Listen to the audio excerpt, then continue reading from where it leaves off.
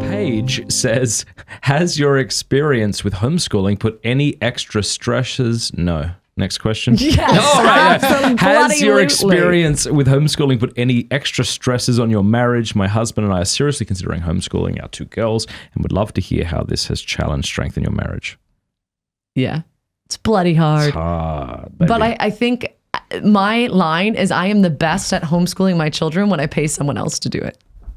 And I think it's true. Yeah, when you get tutors to help. When I get tutors to come in and help. So just because you're homeschooling your kids doesn't mean you need to teach them every single subject. I think I've tried the homeschool hybrid thing before, and that did work for certain years for us.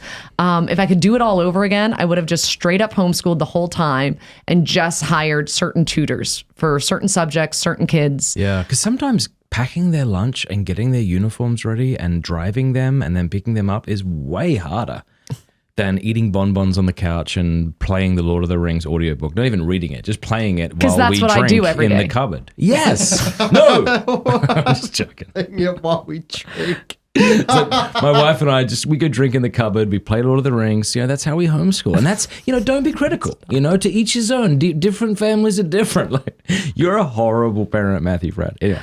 No, I think I've also lowered the expectation. So I used to think like my goal with homeschooling the kids was to give them this education, and it needs to be here so they can get into any college, they can get a good SAT score, whatever. And now I'm like, that's a stupid goal. It's a stupid My goal. goal is heaven. Amen. I'm going to get my kids to heaven. Yep. They may or may not know their multiplication facts and how to read. But so far, so good. The majority of my children know their multiplication facts and can read. Yep. And can have great conversations with Yes, other they're beautiful people. kids. They're lovely. So like right now, I left my house and I have my kids and my neighbors' 3 kids putting on a nativity play. When are they doing that? They're doing it tomorrow night for us. All right. But they were practicing. So they've moved all the furniture and they're memorizing lines and they're singing songs and they're learning different things. And the older ones are teaching the younger ones. And Thursday may have told me that they're riding the youngest as a donkey. Peter.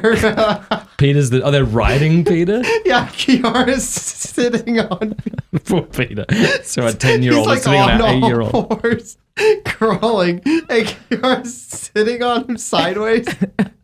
But hold on, her legs are too long, so she's like walking sideways while sitting on Peter. But they've got a scarf as the donkey lead, so it's like around his shoulders. And at one point, it like slipped up onto his neck, and I was like, "Oh, hold on, time out. I'm not gonna." Like, the riding of the youngest seems to be a normal thing that Catholic siblings would do. I'm fairly certain all of the parents will be angry if I don't tell you to not put the scarf on his neck. This is what our kids are doing. I would say homeschooling kids becomes a lot less stressful if you learn to be okay with the mess. And I don't just mean the mess of the home, which we obviously want to alleviate depending on our tolerances for it. But the mess of where your kids are at academically and how one is progressing and one isn't. And I mean, you want to be able to curtail that and create order. You want to create order because that's how people can learn and not want to kill each other.